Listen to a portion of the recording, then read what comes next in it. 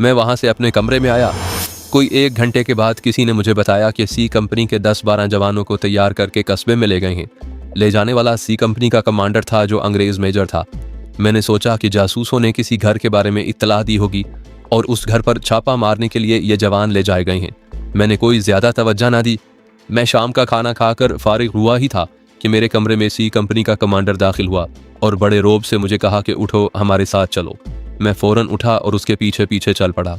अपने दफ्तर में ले जाकर कंपनी कमांडर ने वो कागज़ जिस पर मैंने ब्रिगेड हेडक्वार्टर का ऑपरेशन ऑर्डर नकल किया था मेरे आगे रख दिया और पूछा, ये तुम उस घर में दे आए थे? मैंने लाइल्मी और हैरत का इजहार किया। वो और ज़्यादा गुस्से में आ गया और मुझे हिरासत में लेने का हुक्म दे दिया। फौज में किसी सिपाही को जब हिरासत में लिया जाता है तो उसे क्वार्टर गार्ड की हवालात में बंद कर दिया जाता है, लेकिन हवालदार को हिरासत में लिया जाए तो उसे हवालात में बंद नहीं किया जाता, बल्कि उसके साथ एक हवालदार बतौर गार्ड लगा दिया जाता है।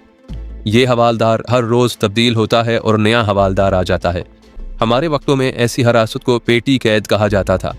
मेरे साथ भी एक सिख हवालदार गार्ड लगा दिया गया और हुक्म दिया गया कि अगले रोज़ कमांडिंग ऑफिसर के दफ्तर पेश किया जाएगा।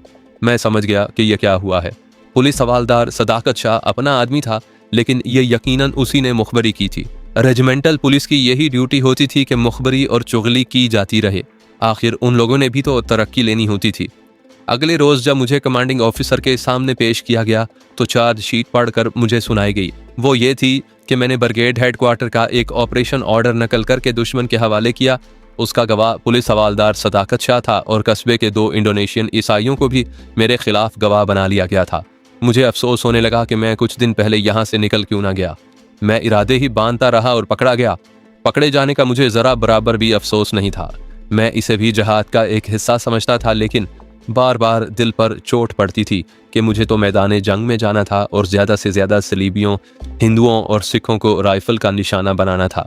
ये चार्जशीट किसी मामूली से जुर्म की नहीं थी, बल्कि बड़ा ही संगीन जुर्म था कि कोई इतनी खुफिया इत्तला कबल अज़ वक्त दुश्मन को पहुंचा दे। मुझे कमांडिंग ऑफिसर सज़ा दे सकता था, लेकिन उसने मेरी चार्जशीट ब्रिगेड हेडक्वार्टर को भेज दी। 5-6 दिनों बाद ब्रिगेड हेडक्वार्टर से इत्तला आई कि मेरी चार्जशीट डिवीज़न हेडक्वार्टर को भेज दी गई है और साथ लिखा गया है कि उस हवालदार क्लर्क का फील्ड कोर्ट मार्शल होना चाहिए, क्योंकि जुर्म संगीन है और ये कोर्ट मार्शल का जुर्म है। फील्ड कोर्ट मार्शल बड़ी ही खतरनाक चीज़ होती है। इसका मतलब ये होता है कि मैदान जंग में जुर्म सरजद हुआ है और वहीं कोर्ट बनाकर सज़ा दी जाती है।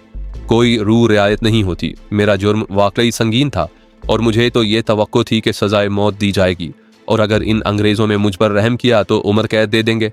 मेरे पास तो सफाई का गवाह था ही नहीं। मैं आपको यही बता देता हूँ कि यह कारस्तानी सदाकत शाह की थी। हवालदार, जमादार और सूबेदार वगैरह जिस तरह अंग्रेज़ अफसरों की खुशामद करते थे, वो सिविलियन हजरात तस्वुर में भी नहीं ला सकते। खुशामद और चापलूसी तो अब भी होती है, लेकिन आपने हिंदुस्तानियों को खुशामद करते नहीं देखा।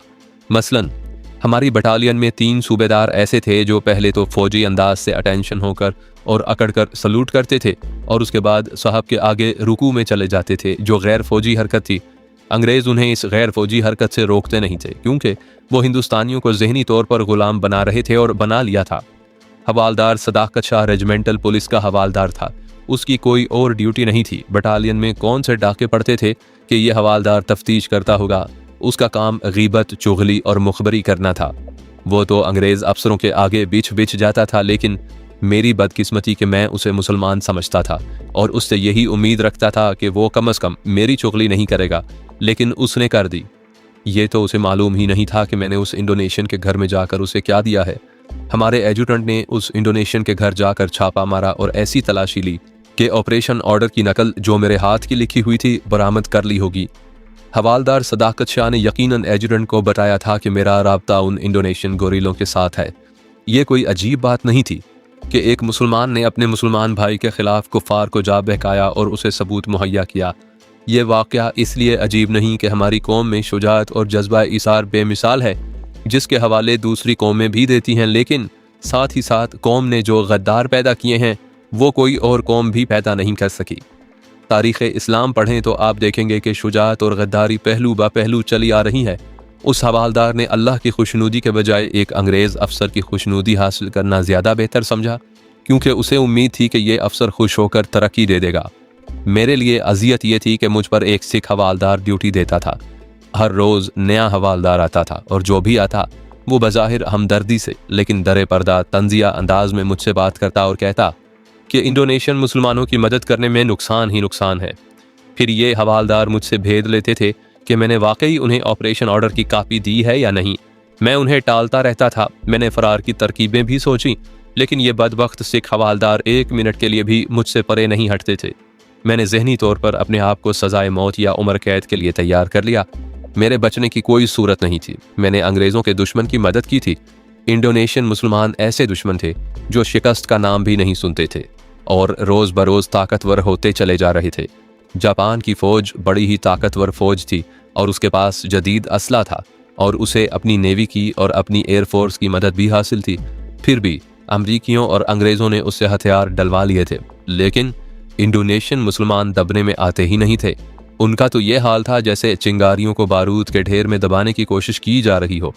ऐसे दुश्मन को मदद देना बहुत ही बड़ा जुर्म था और मेरा सबसे बड़ा जुर्म तो ये था कि मैं मुसलमान था और मैंने मुसलमानों की मदद की थी। 5-6 दिनों के बाद डिवीज़न हेडक्वार्टर से हुक्मनामा आ गया कि उस हवालदार का फील्ड कोर्ट मार्शल किया जाए। फौरी तौर पर कोर्ट मार्शल के मेंबर चुने गए जो सब के सब अंग्रेज़ अफसर थे। कोर्ट मार्शल में यूं होता है कि एक ऑफिसर सरकारी वकील यानी प्रोसिक्यूटर बन जाता है और एक को मुल्जिम की सफाई का वकील बना देते हैं। मेरे फील्ड कोर्ट मार्शल के लिए 4 मेंबर और एक प्रेसिडेंट मुंतखब किया गया। 2 अफसर दूसरी यूनिटों के बुला लिए गए। मुकदमे की समाअत शुरू हुई तो सबसे पहले मेरी फर्द जुर्म सुनाई गई, जो मैं आपको पहले ही सुना चुका हूँ। सबसे पहला गवाह जो मेरे खिलाफ कोर्ट मार्शल के लिए सामने आया वो हवालदार सदाकत शाह था। बात इतनी सी हुई थी कि मैं उस इंडोनेशियन मुसलमान के घर से निकल रहा था तो सदाकत शाह सामने आ गया। तो उसने रुक कर मेरे साथ हाथ मिलाया, लेकिन सदाकत शाह ने गवाही में कहा कि वो कैंप से उस इंडोनेशियन के घर तक गया था और मेरे पास ऑपरेशन ऑर्डर की नकल थी जो मैंने हाथ से तैयार की थी, और ये भी कहा कि मैंने ये नकल सदाकत शाह को पढ़कर सुनाई थी। और फिर जब उस इंडोनेशियन के घर तक पहुंचा तो मैंने सदाकत शाह से कहा कि वो ठहरे और मैं ये कागज़ अंदर दे कर आता हूँ। मेरे सफाई के वकील ने, जो अंग्रेज़ मेजर था और वो जो उम्बंग से अपनी यूनिट से आया था, हवालदार सदाकत शाह पर जिरा की, लेकिन ये जिरा बिल्कुल बेमायनी और खोखली थी। वो आखिर अंग्रेज़ अफसर था और नहीं चाहता था कि मैं बरी हो जाऊं। वो तो कोर्ट मार्शल की एक खाना पूरी की गई थी कि मुल्जिम का वकील भी कानूनन लाजमी होता है। उसकी जिरा के जवाब में सदाकत शाह मजीद झूठ बोलता रहा। जब जिरा ख़त्म हुई तो मैंने सोचा कि मुझे सज़ा तो ज़रूर ही मिलेगी, फिर मैं अपने दिल का गुबार क्यों ना निकाल दूँ। मैंने सदाकत शाह से मुखातिब होकर कहा, लानत है तुम पर सदाकत शाह, अभी तुम पर अल्लाह की लानत पड़ेगी और तुम कुत्ते की मौत मरोगे। कोर्ट मार्शल का प्रेसिडेंट एक अंग्रेज़ लेफ्टिनेंट कर्नल था। उसने मुझे गुस्से से शट अप कहकर चुप करवा दिया। उसने कहा कि मुल्जिम को बोलने की इजाज़त नहीं होती। अगर मुल्जिम यूं बोलेगा तो उसे तौहीन अदालत की सज़ा अलग मिलेगी। उसके बाद 2 इंडोनेशियन जो उसी कस्बे के रहने वाले थे अदालत में मेरे खिलाफ पेश किए गए और दोनों ने इस किस्म की गवाहियां दी कि मैं उस इंडोनेशियन से मिलता मिलाता रहता हूं और वो इंडोनेशियन गोरिल्ला हेडक्वार्टर का आदमी है और वो जासूसी करके इत्तलात और मालूमात अपने दफ्तर पहुंचाता है और मैं उसे जासूसी में मदद देता हूं। उन ईसाई गवाहों को ऐनी शाहिद बनाया गया था। हमारे एजुरेंट ऑफिस में मेरे मातहत 4 हवालदार क्लर्क थे, जिनमें एक सिख था। उसे कोर्ट मार्शल में लाया गया और उसने गवाही दी कि मैं जब ऑपरेशन ऑर्डर की नकल तैयार कर रहा था तो उसने अपनी आंखों देखा था। इस तरह 2 और झूठे गवाह पेश किए गए और 5-6 दिनों की समाअत के बाद कोर्ट मार्शल ख़त्म हो गया और उसके कागजात ऊपर भेज दिए गए। मैं अभी हिरासत में था। मेरा सफाई का वकील हर गवाह पर जिरा करता था और मैं साफ तौर पर नोट कर रहा था कि उसके बाद सवाल ऐसे होते थे जैसे वो सफाई का वकील नहीं बल्कि इस्तगासा का वकील है और मेरे खिलाफ जुर्म साबित कर रहा है। मेरे खिलाफ तो जुर्म साबित हो ही गया था और मुझे यहाँ से इंसाफ की तवक्को भी नहीं थी। अगर ये सिविल कोर्ट होती तो मुझे 2-3 पेशियों के बाद ही बरी कर दिया जाता, क्योंकि कोई सबूत और कोई शहादत नहीं थी। लेकिन कोर्ट मार्शल का मतलब होता है कि जो मुल्जिम उसके सामने लाया गया है उसने जुर्म किया है और उसे सज़ा देनी ही है। 15-16 दिनों के बाद फैसला आ गया, जो मुझे इस तरह सुनाया गया कि मोजो करतों में हमारी जितनी भी नफरी थी उसे परेड ग्राउंड में फॉल इन किया गया और मुझे उनके सामने खड़ा कर दिया गया। कमांडिंग ऑफिसर ने उर्दू में मेरा जुर्म सुनाया और फिर सज़ा सुनाई। 8 साल सजाए कैद, बामुशक्कत नौकरी से हमेशा के लिए बरतरफ। ये सब कुछ सुनाकर कमांडिंग ऑफिसर मेरे सामने आन खड़ा हुआ और उसने मेरे बाजू से हवालदारी का निशान पकड़कर इतनी ज़ोर से खींचा कि मेरी कमीज़ भी फट गई और फिर उसने मेरे कंधों से रेजिमेंट के निशान उतार कर अपने हाथ में ले लिए। उसके बाद मुझे एक सिख हवालदार और 4 सिख जवानों के हवाले कर दिया गया और हुक्म दिया गया कि इसे सोराबाया जेल में ले जाओ। मैं चूंकि हवालदार था इसलिए मुझे हथकड़ी ना लगाई गई। असल वजह यह थी कि वहाँ हथकड़ी थी ही नहीं। सज़ा के बाद मैं हवालदार तो रहा नहीं और अब मैं सज़ा याफ्ता मुजरिम था। हथकड़ी ना लगाने की वजह कुछ भी हो सकती है, लेकिन मैं इसे अल्लाह का एक ख़ास करम कहा करता हूँ कि मेरे हाथ पाँव खुले थे। सिख हवालदार और जवान मुझे वहाँ से लेकर उस तरफ चल पड़े जिधर एक ट्रक खड़ा था। उस ट्रक से मुझे सोराबाया जेल जाना था। इंडोनेशिया का ये बड़ा शहर वहाँ से 20 मील दूर था। मुझे जब कमांडिंग ऑफिसर के हुक्म से ट्रक की तरफ ले चले तो कमांडिंग ऑफिसर ने बटालियन की उस नफरी को जो वहाँ खड़ी थी लेक्चर देना शुरू कर दिया। उसके ये अल्फाज मेरे कानों में पड़े कि अब कोई भी इस तरह दुश्मन की मदद करते हुए पकड़ा गया तो उसे सजाए मौत दी जाएगी। उस अंग्रेज कर्नल ने यह भी कहा कि मैं मुसलमानों को खबरदार करता हूँ कि वो इंडोनेशियन बागियों की इसलिए मदद ना करें कि वो मुसलमान हैं। फौज में कोई मजहब नहीं होता, फौज में हुक्म और फौजी कानून चलता है।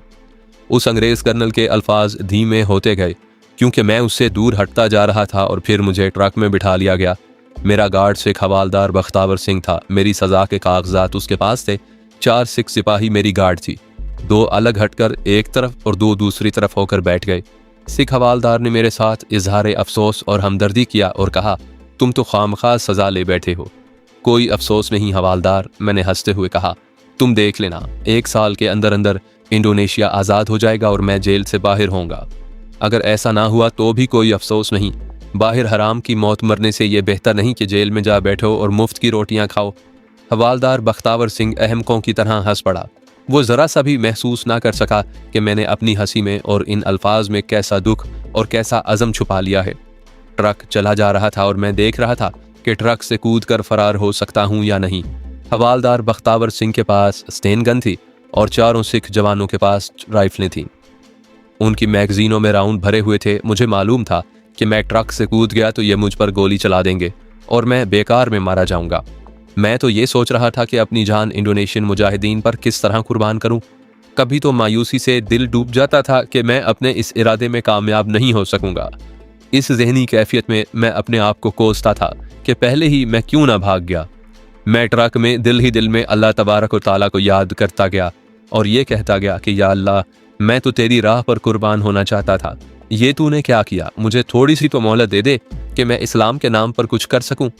मेरे दिल में ये दुआ थी और होंठों पर मुस्कुराहट थी और मैं सिख हवालदार के साथ इस तरह हंस हंस कर बातें करता जा रहा था जैसे मुझे इस सज़ा का कोई गम नहीं, बल्कि मैं खुश हूँ कि फ़ौजी ड्यूटी से जान छूटी।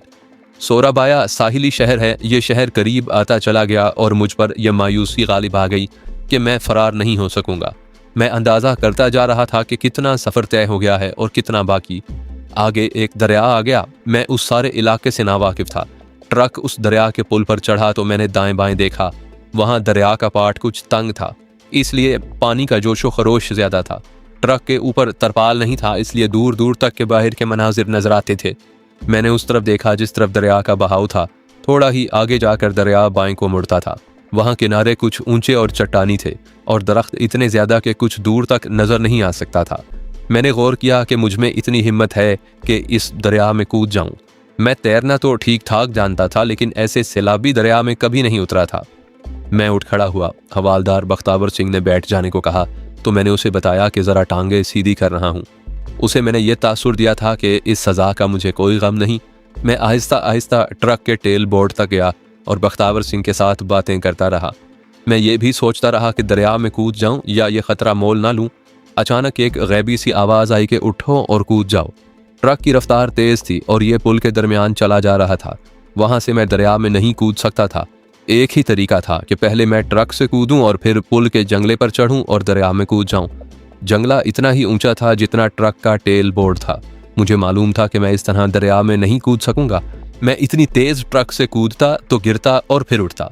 इतनी देर में मेरे सिख गार्ड पहुंच जाते और मुझे पकड़ लेते, और अगर मैं भागने की कोशिश करता तो पीछे से गोली चला देते। मुझे कोई सूरत नजर नहीं आती थी। अल्लाह ने करम किया कि ट्रक यकलख्त आहिस्ता हो गया और उसकी रफ्तार कम होते होते ऐसी रह गई जैसे कोई आदमी पैदल चल रहा हो। सामने से एक फौजी कॉन्वॉय आ रहा था और हमारे ट्रक के आगे 2 घोड़ा गाड़ियां जा रही थी जिनकी कोई रफ्तार ही नहीं थी। अब ट्रक की पोजीशन ये थी कि सड़क के दरमियान से जंगले के साथ हो गया था। फिर ना जाने क्या हुआ कि ट्रक रुक गया। उस वक्त ट्रक पुल के वस्त तक पहुंच गया था। मुझे यूं महसूस हुआ जैसे एक गैबी ताकत ने मुझे पीछे से धक्का दिया हो। मैंने एक पाँव टेल बोर्ड पर रखा। उस वक्त पुल का जंगला बिल्कुल साथ था। मैंने दूसरा पाँव जंगले पर रखा और पेशतर इसके कि मेरे गार्ड मुझे पकड़ते या राइफलें उठाकर मुझे निशाना बनाते, मैंने दोनों पाँव जंगले पर रख दिए और सैलाबी दरिया में डाइव लगा दी। दिल में अल्लाह का नाम था। मुझे ये रूहानी तस्कीम भी थी कि मैंने कोई जुर्म नहीं किया, डाका भी नहीं डाला, किसी को कत्ल नहीं किया था और मुझे ये सज़ा चोरी की वारदात की नहीं मिली थी। मैं अल्लाह की राह में पकड़ा गया था और कुफार ने मुझे सज़ा दी थी। रूह कहती थी कि अल्लाह मेरी मदद करेगा। मैं दरिया में गिरा तो नीचे ही नीचे जाता रहा। पुल खासा बुलंद था। इतनी बुलंदी से डाइव लगाने से यही होना था कि मुझे दरिया की तह तक चले जाना था, लेकिन वहां तो दरिया की तह थी ही नहीं। पाट तंग था, दरिया सैलाबी था और गहराई का कोई हिसाब नहीं था।